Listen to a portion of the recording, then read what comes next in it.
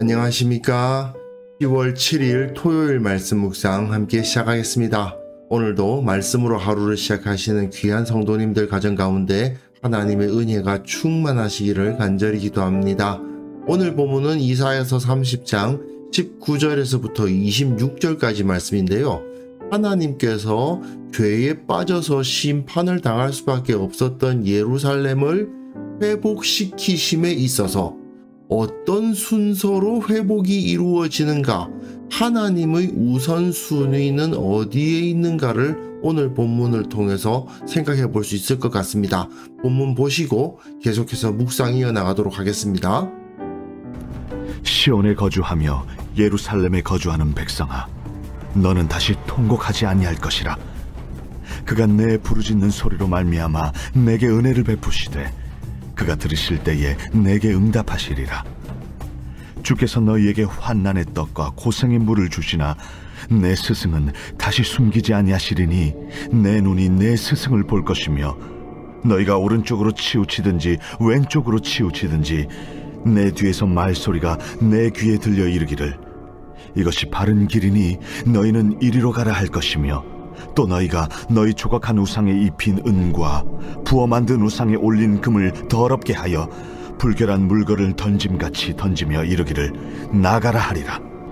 내가 땅에 뿌린 종자에 주께서 비를 주사 땅이 먹을 것을 내며 곡식이 풍성하고 기름지게 하실 것이며 그날에 내 가축이 광활한 목장에서 먹을 것이요 밭가는 소와 어린 나귀도 키와 새스랑으로 까부르고 맛있게 한 먹이를 먹을 것이며 크게 사륙하는 날 망대가 무너질 때에 고산마다 줄령마다 그 위에 개울과 시냇물이 흐를 것이며 여호와께서 자기 백성의 상처를 싸매시며 그들의 맞은 자리를 고치시는 날에는 달빛은 햇빛 같겠고 햇빛은 7배가 되어 7날의 빛과 같으리라. 이사야의 메시지에는 언제나 심판과 축복이 동전의 양면처럼 제시된다. 이사야 묵상을 저와 함께 하신 분들은 너무 자주 들어서 이 좀 지겹다 싶으실 정도죠. 그렇습니다. 심판과 축복이 이어지죠. 세상에 하나님께서 심판을 하시지만 그 심판에는 언제나 축복이 이어진다 하는 것을 보여줍니다. 하나님의 심판과 함께 복이 임하는 이야기가 28장에서부터 35장까지 이어지고 있는데 앞에서는 그런 게 없었냐? 다 있었죠. 사실 1장부터 35장까지 심판이 선포된 후에는 짧게든 길게든 반드시 하나님의 회복과 하나님의 축복에 대한 이야기가 기록이 되어 있었습니다. 30장에서도 마찬가지죠. 애굽을 의지하고 애굽과 동맹을 맺어서 하나님을 의뢰하지 않았던 예루살렘이 어떻게 망하게 될 것이다 하는 것을 계속 이야기했지만 결국은 그 뒷부분에서 하나님께서 그들을 회복시켜 주실 것이다. 예루살렘을 영원히 버리시지는 않으실 것이다 하는 것을 알 수 있게 하십니다. 사실 오늘 본문도 그렇게 회복을 선포하는 부분입니다. 그런데 오늘은 조금 더 그 세부적인 부분을 살펴보면서 하나님께서 회복시키실 때 어떤 방식으로 어떤 순서로 회복시키시는가를 보면 우리가 하나님의 회복을 하나님의 은혜를 바랄 때 뭘 바라봐야 되겠구나 하는 것을 알게 되거든요.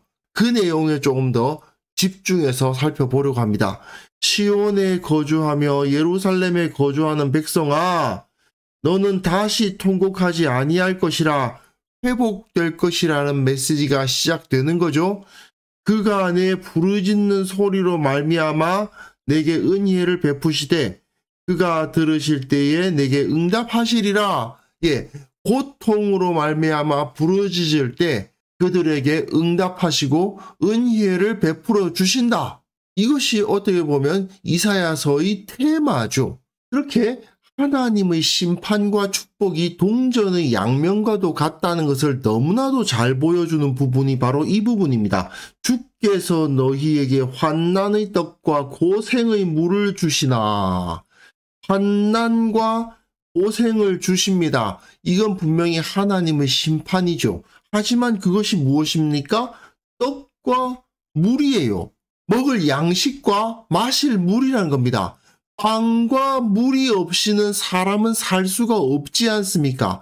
이것이 그들을 살게 하는 거예요. 그런데 그것이 어떤 형태로 주어집니까? 환난과 고생으로. 분명 사람이 살게 하는, 그들에게 에너지를 주고 그들이 숨 쉴 수 있고 그들의 피가 돌게 하는 떡과 물이 주어지는 것인데 그것이 환난과 고생의 형태로 주어진다. 이것이 바로 하나님께서 자기 백성을 심판하시는 방법이다 이겁니다. 이건 오히려 복을 주시는 것이나 다름이 없다.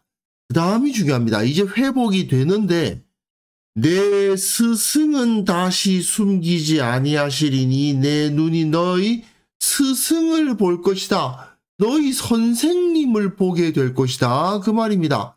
환난이 끝날 때에 고생의 물을 그만 마셔도 되게 되었을 때에 맨 처음 너희들의 눈앞에 나타나는 것이 무엇이다? 스승이 보인다는 겁니다.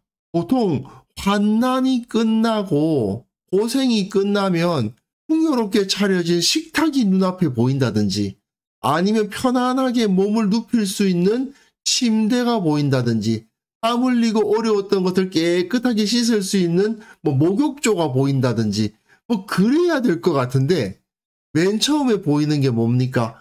스승이에요. 이 스승이 뭘 합니까? 너희가 오른쪽으로 치우치든지 왼쪽으로 치우치든지 내 뒤에서 말소리가 내 귀에 들려 이르기를 이것이 바른 길이니 너희는 이리로 가라 할 것이며 이게 첫 번째 우선순위인 것입니다.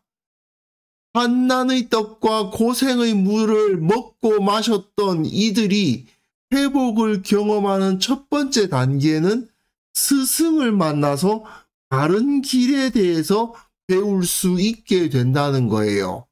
인간적인 눈으로 봤을 때에는 그 고생을 했는데 바른 가르침을 받는다는 것이 그렇게 반가운 일일까?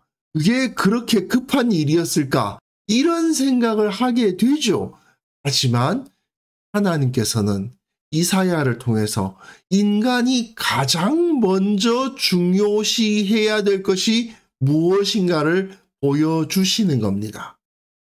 내 몸이 편안한 것이 중요한 것이 아니고 내 재산이 많아지는 것이 중요한 것이 아니고 무엇이 바른 길인가, 무엇이 하나님의 길인가를 알게 되는 게 가장 중요하다.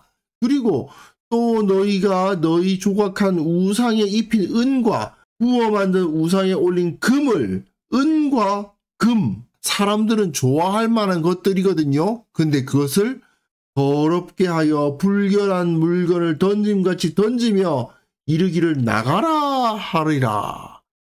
우상을 파괴하는데 그 우상은 주로 은과 금이 엮여 있죠. 우상을 사람들이 만드는 가장 큰 이유는 사실은 자기 탐욕을 그것을 통해서 채울 수 있을까 하는 마음 때문 아니겠어요. 그런데 그 은과 금, 탐욕을 버리고 우상을 깨뜨리는 것, 그것이 두 번째 우선순위라는 것입니다. 하나님의 법을 알고 어떻게 살아가야 하는가를 아는 것이 첫 번째고 그 다음에는 그들 마음에 있는 탐욕과 잘못된 어그러진 종교 생활을 파괴하고 우상을 내어버리는 것, 그것이 두 번째였다는 것이죠. 인간이, 하나님의 백성이 그 고통을 벗어나기 위해서, 그리고 고통을 벗어나게 되었을 때에 무엇을 추구할 것이냐. 그 고통이 끝나는 순간에 가장 먼저 하고 싶었던 것, 가장 먼저 회복해야 될 것으로 여겨야 될 것이 무엇이냐? 하나님의 말씀과 우상을 제거하는 것이다 이거예요.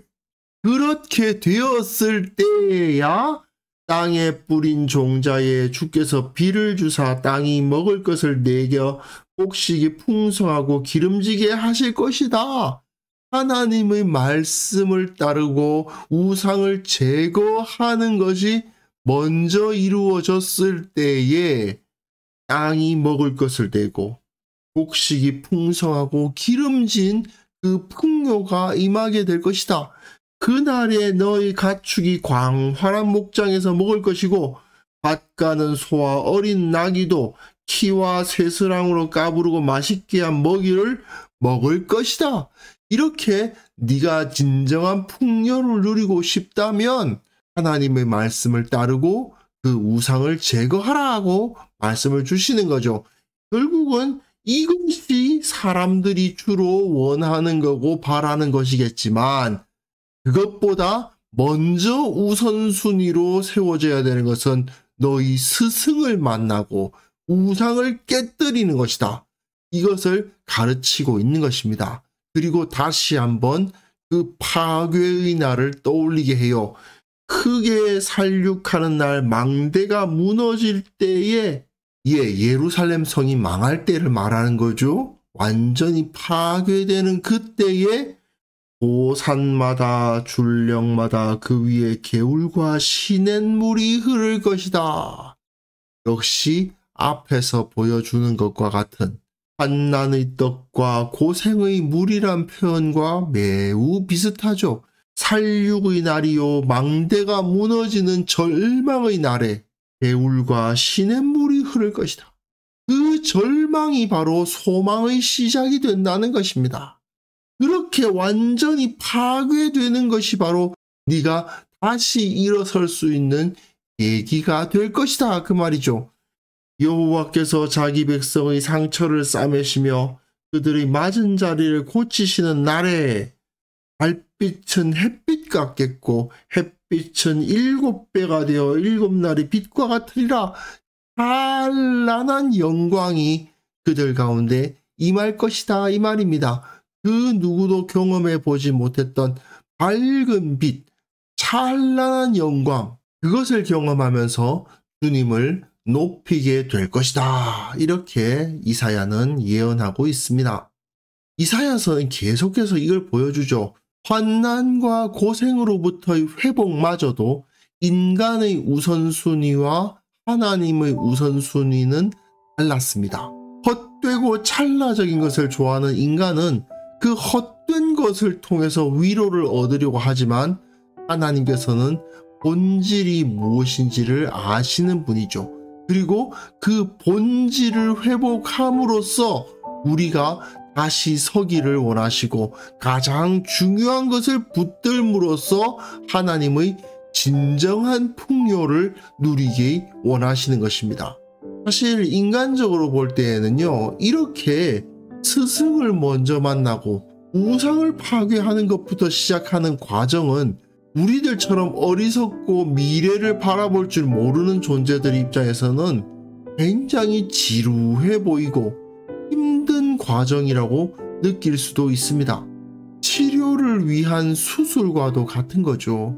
고통스러운 거 아닙니까? 어린아이들은 주사 하나 맞는 것이 싫어가지고 병원 안 간다 그러는데 정말 크게 다치거나 큰 병이 들었을 때 수술이 필요하다 이렇게 되었을 때 얼마나 그것이 큰 고통이 되겠습니까? 그리고 수술과도 같은 치료는 당장의 필요를 채워준다는 느낌이 안 들죠. 하지만 중요한 것을 먼저 해결해야 사실은 모든 것이 바로잡아지는 거 아니겠습니까? 중요한 것부터 먼저 하는 방식은 시간이 너무 오래 걸리는 것 같기도 하고 고통스러운 과정처럼 여겨지기도 하지만 사실은 그게 가장 빠른 방법이고 가장 안전한 방법일 경우가 많죠. 마찬가지로 우리가 하나님을 온전히 신뢰한다면 무엇이 가장 효과적이고 무엇이 가장 빠른 방법인지를 알아야 되는데, 그것이 바로 하나님의 방법이고 하나님의 순서라는 것을 우리는 인정해야만 되는 것입니다. 우리의 인생이 진정 가치 있게 되기를 원한다면 먼저 죄를 제거하는 것부터 시작해야 됩니다. 그것이 고통스러울 수 있습니다. 하지만 그것을 통해서 온전히 내가 회복되고 하나님의 복을 누릴 수 있음을 인정할 줄 알아야 됩니다. 하나님께서 우리에게 고통을 허락하실 때 오히려 감사할 줄 알아야 됩니다. 인내를 통해서 복을 누릴 수 있다는 것을 믿어야 됩니다. 그래서 이 시간 함께 기도하실 때에는요, 나의 관심이 하나님께 맞춰지게 하옵소서. 고통이 오히려 복이 될 수 있다는 사실을 믿게 하옵소서. 지금 고통 가운데 있는 자들이 있다면 그들이 하나님을 바라봄으로써 다시 일어서게 하옵소서. 함께 기도하는 시간 가졌으면 합니다.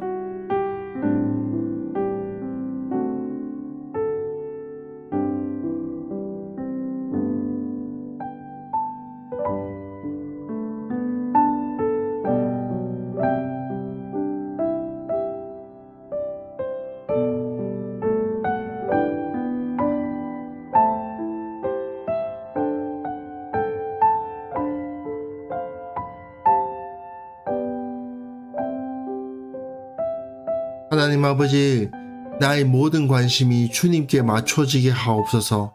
주님의 뜻이 이루어지는 것이 나에게 가장 중요한 것이고 가장 좋은 것임을 믿게 하시고, 오직 주님의 뜻을 먼저 이루기를 원하는 마음이 가득하게 하여 주옵소서. 주님, 우리들 가운데 고통 가운데 있는 자들 있습니까? 하나님을 바라봄으로써 회복되게 하옵소서. 넘어진 자를 다시 일어나게 하시고 아픈 자를 회복시켜 주시는 주님의 은혜가 그들에게 임하게 하시고, 병상에 있는 자들은 일어나고 경제적인 어려움을 얻는 자들은 새롭게 더 활기차게 일할 수 있는 기회를 주시고, 그 모든 것을 통해서 주님께 영광을 돌릴 수 있게 하여 주옵소서. 주님, 세상이 참으로 어리석은 탐욕에 붙잡혀 있는 것을 보게 됩니다. 이 한국 사회 불쌍히 여겨주시고 인간이 진정으로 추구해야 될 것이 무엇인지 깨달음으로 말미암아 이 땅이 참된 가치로 가득하게 하시고, 어리석은 것을 추구하는 자들이 온전히 영원한 것을 추구하는 자들로 변화됨으로 말미암아 이 땅이 하나님의 나라로 변화될 수 있기를 원하오니 주여 은혜를 베풀어 주옵소서. 아버지, 내일 거룩한 예배를 주님 앞에 드리려고 합니다. 그 예배 가운데 주님께서 복에 복을 더하시고 그 시간을 통해서 주님을 만나고 변화되고 세워지고 회복되는 그러한 역사가 일어날 수 있도록 도와주시기를 간절히 원하옵고 예수님의 이름으로 기도합니다. 아멘.